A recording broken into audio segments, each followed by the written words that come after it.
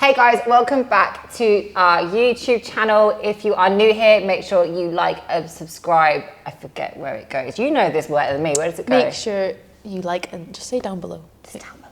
Just do it. Like and subscribe. There you go. I have the lovely Jenny Hamilton with me. She is an OG KOMPAK athlete.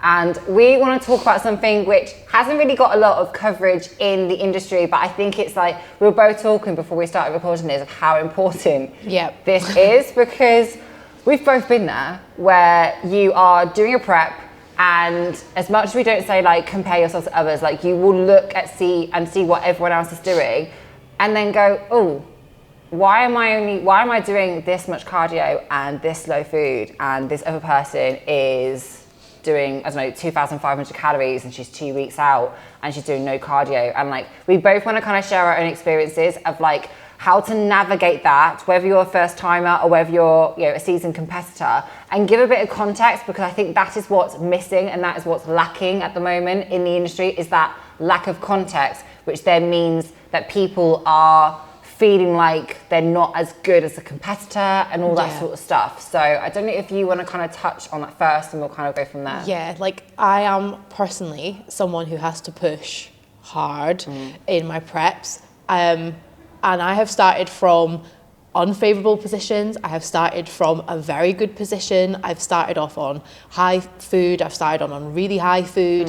And it just, every single time I end up 0 carb in it, fish and veg in it, and having cardio at like 90 minutes a day. And it's nothing to do with the coaching, or because it's been with different coaches as well. Like it's just me, it's my body, and it's what I have to do. And especially when I was new at this, I was watching other competitors in my preps, seeing people doing the same shows as me, eating loads, hardly doing any cardio, and my mind was like, why? Like, what am I doing wrong? Yeah.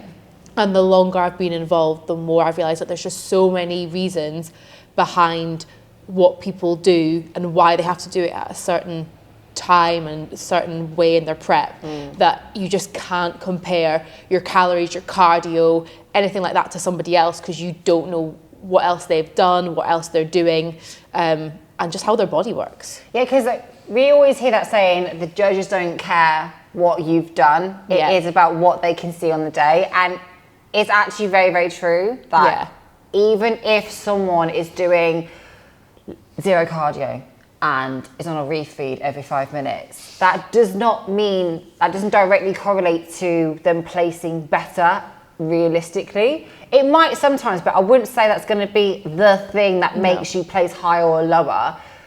Is like how much cardio you want. It's like what works for you. Like, you have to think that bodybuilding is an individual sport, and all our bodies are different. Like, we all know by now that, like, you know, the same diet won't work for everyone, and we all need to train different body parts due to different weaknesses and things. And so if that's the case, then you have to accept that no one's prep's going to be the same either. And especially if you are somebody who maybe doesn't naturally sit as lean, you know, that you're just going to have to push a bit harder. And also, we were talking about it earlier, is that something that's never really talked about either is like, are they natural or assisted? And it's kind of taboo and not talked about, but I understand why, because there's so much stigma around females and ped use and things like that. But quite often, if you're a natural athlete, you might have to push a bit harder than someone who has things at their disposal, like fat burners, you know, like Clen and things. Like, you don't have that. And I've always competed so far as a natural athlete, and so sometimes I'd be comparing myself, and I was very naive when I first got into it, and I would be scratching my head like, why do I seem to be the only person slaving away on the treadmill for like almost 2 hours? And then once I learned more, I kind of realised, and at the end of the day, if I placed well, I was happy with my look, it's irrelevant. Yes. I would rather do more cardio and place well and feel happy with my package than not do it because that's what someone else is doing. Yeah, so we're going to go into different reasons, but I think you've literally touched on that, so let's go straight in. So whether you're doing high food, low food, high cardio, whatever the hell is going on, right, in your prep, one big element that might determine that is whether you are natural or assisted. If you are seeing other people post, you've got to remember, like, there's always a context to something. Yeah. So you will most likely see that no one will post the full picture, which has contributed to that a certain point that they are in their prep. So whether they're at the point where they've done all the hard work and maybe they're 2 weeks out and maybe they're a little bit ahead, for example. Early ready. Ready early. Yeah, they might be ready earlier, right? So a few weeks ago, they might have been doing the same amount of cardio as you, same amount of calories, but now they're maybe 2 weeks ahead of you technically, and now they're having to reverse. But they won't tell you that bit, or maybe the coach that's talking about it. That's a big problem that's happening at the moment, is that coaches, I'm not like trying to, put anyone under the bus, but what tends to happen is that you have some coaches that will only show their clients that are doing refeeds every 5 days, no cardio, high calories. It's kind of like this marketing ploy to be like, look, my client's doing only this much, when actually sometimes, like, I've been through easy preps, I've been through hard preps, and you can't dictate, like, that might be their one good prep, their one good prep where their body plays ball, and then the other preps where maybe it just won't play ball.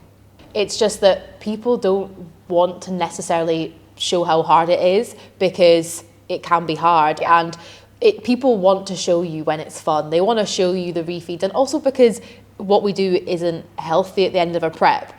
If you're seen to be posting fish and veg 6 times a day and slaving away on the treadmill for hours, and your clients are showing that, then sometimes people can be negative towards that. But I think that if you're a competitor and you're saying you're going to stand on stage, you kind of have to accept that, especially if it's your first time and you don't know necessarily how you're going to respond, or even if it's like your second or third time, every prep's different, that if you have to push, you have to push. Yeah, sometimes you have to push. Yeah, like that's just it. And it's like, sometimes you can push harder and your body might not respond. Sometimes you do need to back off. And like you say, it's just context. And every person is different. Every prep is different. And so and people don't want to show the full picture sometimes, or they're just not aware that showing the full picture would make it clearer. Yeah, I remember there was one prep where I did an hour of cardio a day. I think I was on 14,000 steps. And I can really clearly remember messaging another coach, asking them, they don't know who I am, being like, hi, I'm like 8 weeks out, I'm doing this, is this normal, is this okay? And the other coach was like, I don't know, because I don't know you. That might be what you have to do, unfortunately. And I think it kind of goes into like the importance of, making sure you are working with a good coach. Yeah. Because sometimes there is the occasion where they just keep pushing you into the ground, and you do need to kind of have maybe a week off, or even like a couple of days of cardio to get the information off, and then go again. But yeah, there's always a context to it, and like obviously we'll go back into the natural and assisted route. If people aren't necessarily talking about that, but then they're saying, this is how much food I'm on, this is how much cardio I'm on, blah, blah, blah, but not telling you everything, then from like a first timer or any person looking at that person, you would know. They're not going to know, so you're never going to get the full picture. So it's just having that in the back of your mind, of just knowing that you're not going to get all the context every single time.